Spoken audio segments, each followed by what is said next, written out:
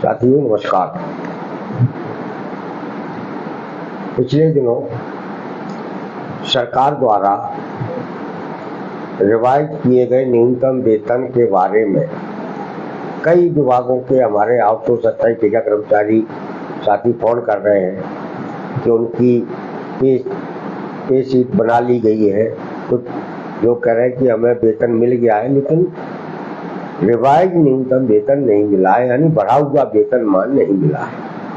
स्वास्थ्य विभाग, शिक्षा विभाग, आदिम जाति कल्याण विभाग के हमारे साथी अधिक फोन कर रहे हैं। साथियों, यह सरकार, ये कंपनियां, ये ठेकेदार, ये ब्यूरोक्रेसी बहुत आसानी से आपको बढ़ा हुआ न्यूनतम वेतन देने वाली नहीं है। 3 साल पहले तक भी यही स्थिति थी। कई विभागों में हमारे आउटसोर्स अस्थायी कर्मचारियों को, ठेका कर्मचारियों को 4,000, 5,000, 6,000 रुपए वेतन मिलता था। और डिपार्टमेंट आउटसोर्स अस्थायी ठेका कर्मचारी संयुक्त मोर्चा के गठन के बाद हम लोगों ने मिलकर जो मध्य प्रदेश में न्यूनतम वेतन के सवाल को मुद्दा बनाया, जो आंदोलन किए, छोटे छोटे धरना प्रदर्शन ज्ञापन किए, उसका ये असर हुआ कि कई विभागों में न्यूनतम वेतन जो उस समय था वो मिलने लगा था। उससे कम मिलता था, चोरी चपारी होती थी, लेकिन लोगों को कुछ वेतन बढ़ने बढ़े थे।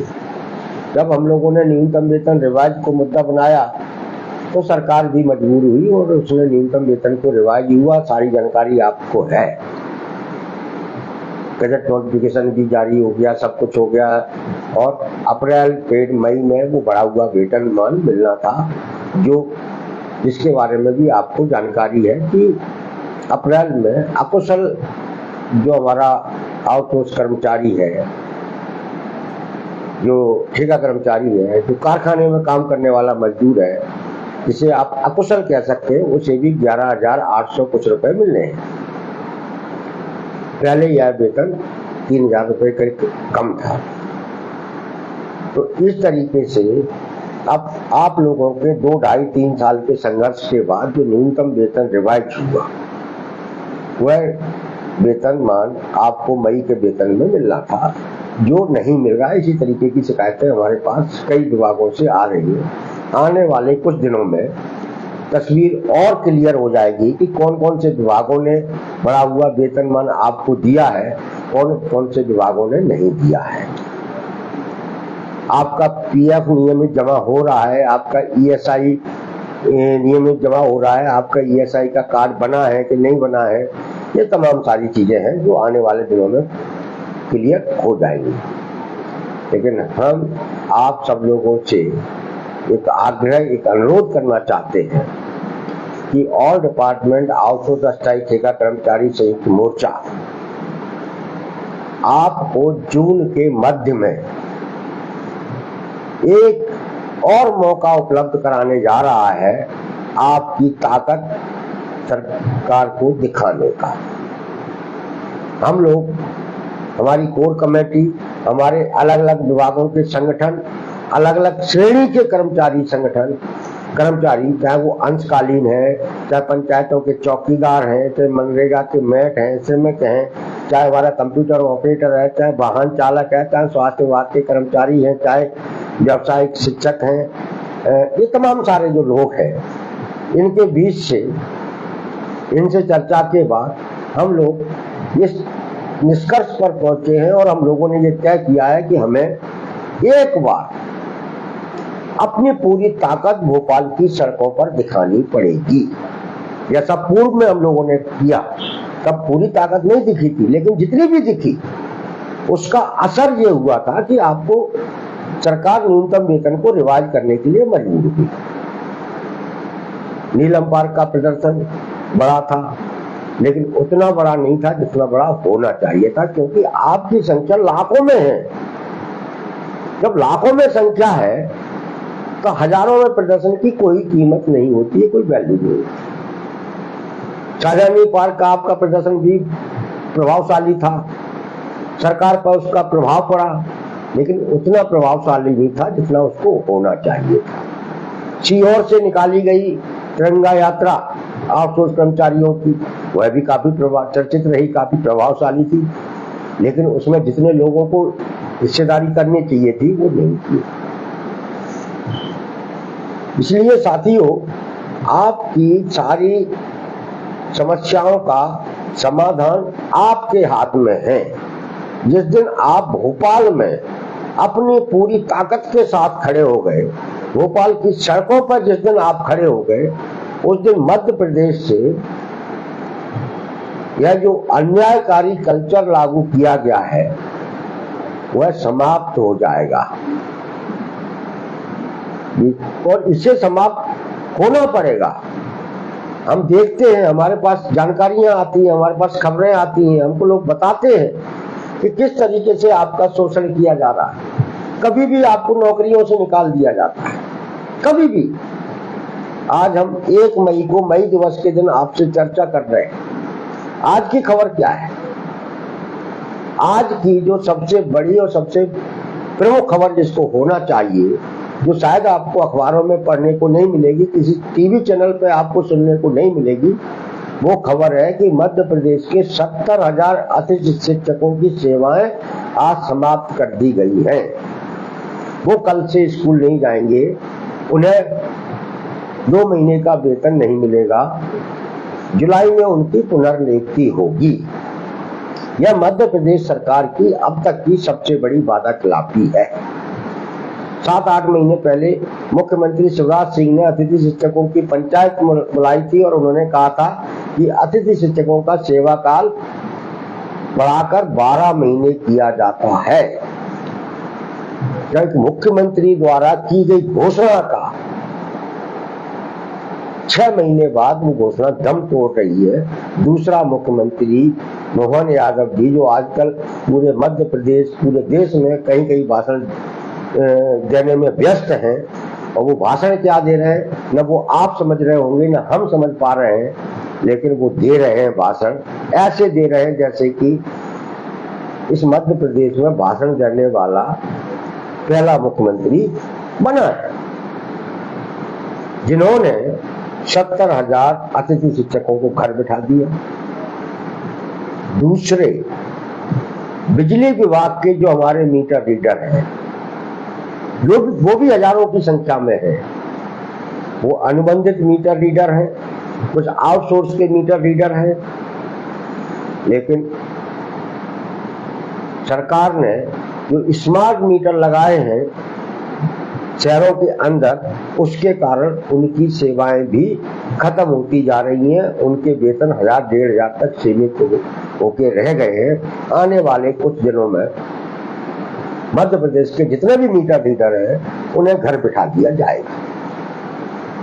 ये मई दिवस पर आई हुई 2 बड़ी खबरें हैं जो आपको कहीं सुनने को नहीं मिलेंगी, कहीं पढ़ने को नहीं मिलेंगी, लेकिन चूंकि हमने पहले भी आपसे कहा है, आज भी आपसे कह रहे हैं कि आपको इस सोशल मीडिया को अपने आर्थिक हितों के लिए, अपने भविष्य को सुरक्षित कराने के लिए इस्तेमाल करना पड़ेगा। और इस सोशल मीडिया पे जहां भी जो भी व्यक्ति आपके हक और अधिकार की बात करता है, उससे जोड़ना पड़ेगा।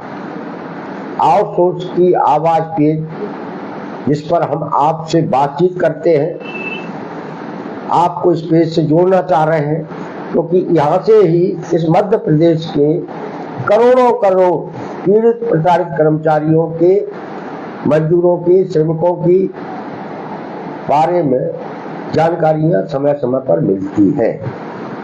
इसलिए आप भी सोशल मीडिया के जरिए इस आउटसोर्स की आवाज पेज को हर पीड़ित प्रताड़ित व्यक्ति का पेज बनाएं, इसे अधिक से अधिक सुने, इसके अधिक से अधिक शेयर करें और इस पेज से अधिक लोगों को जोड़ें।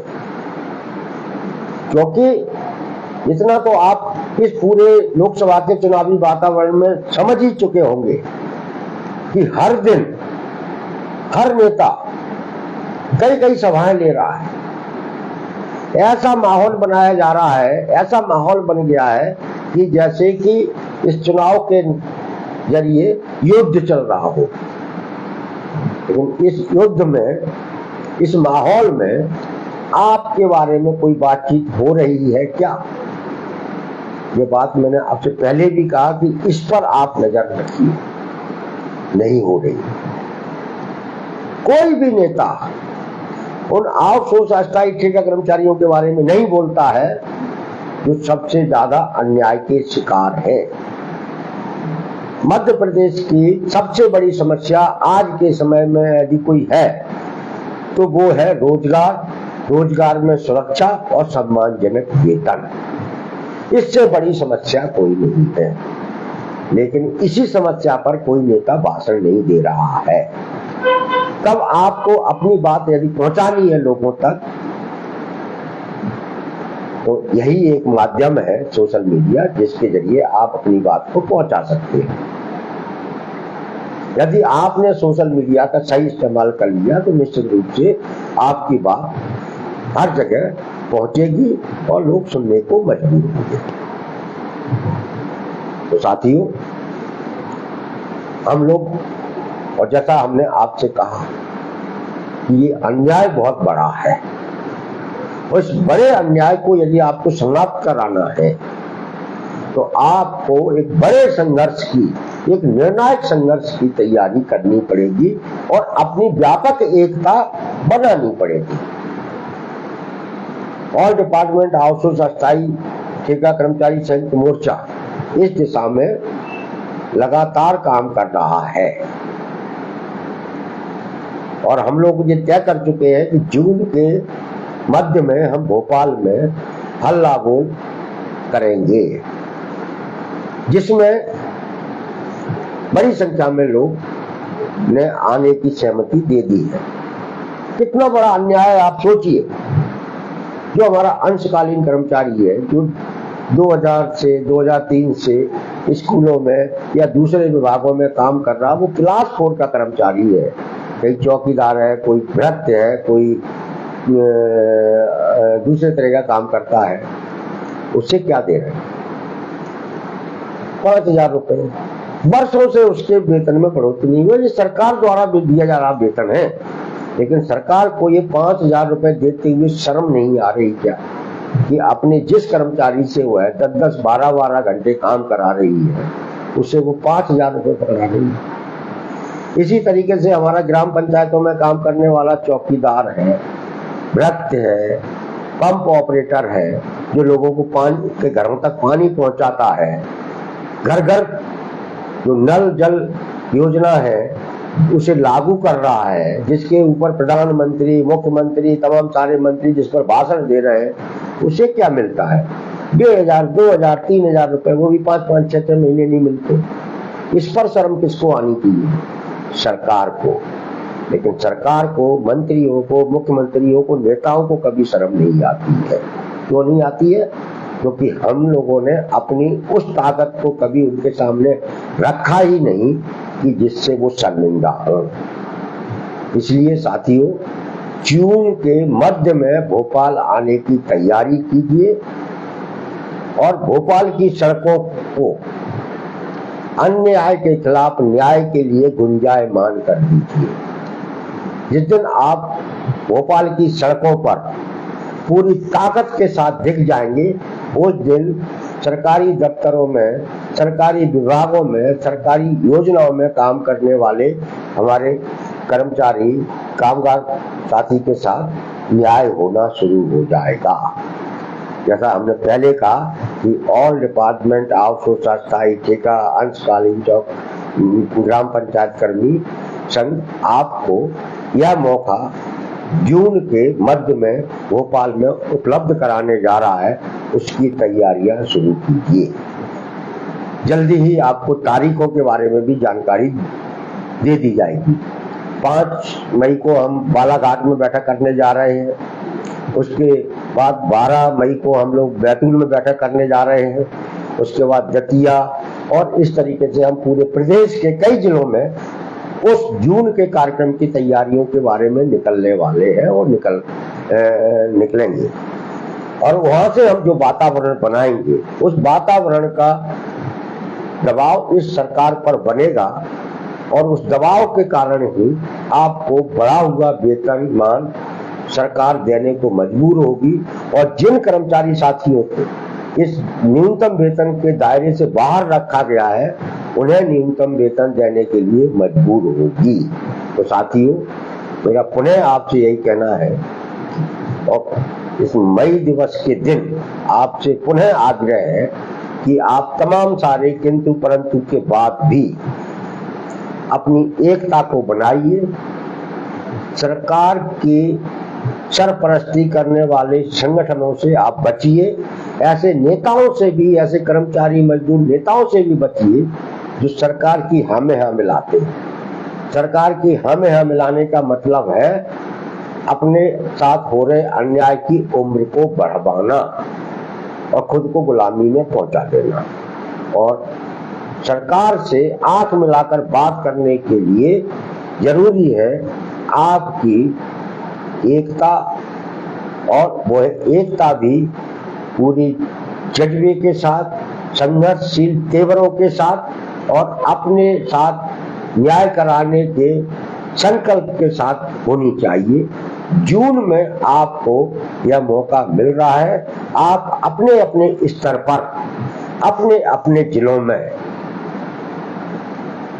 जितने भी पीड़ित प्रताड़ित कर्मचारी कामगार साथी हैं उन्हें एक साथ लाइए, एकजुट कीजिए और भोपाल आने की तैयारी कीजिए। बहुत जल्दी आपको तारीख मिल जाएगी।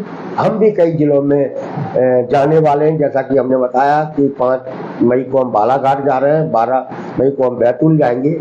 मैं आपसे पुनः अपील करता हूं कि जहां भी हम जा रहे हैं आप उस बैठक में बगैर किसी बुलावे का इंतजार किए बगैर, और इस पेज पर आक्रोश की आवाज पेज पर उन बैठकों की पूरी जानकारी मिलेगी। उन जानकारियों के मिलते ही आप उस बैठक का हिस्सा बने। जिलों में आपकी ताकत दिखेगी, वही ताकत जब आपकी भोपाल में दिखेगी तो सरकार पर एक दबाव बनेगा और वह आपके साथ न्याय करने को मजबूर होगी। इसी के साथ आज की बातचीत यहीं समाप्त करते हैं। पुनः आप सब लोगों को मई दिवस की हार्दिक शुभकामनाएं। हमें उम्मीद है कि आप अपने साथ हो रहे अन्याय के खिलाफ एकजुट होंगे, संघर्ष करेंगे, लड़ेंगे और जीतेंगे।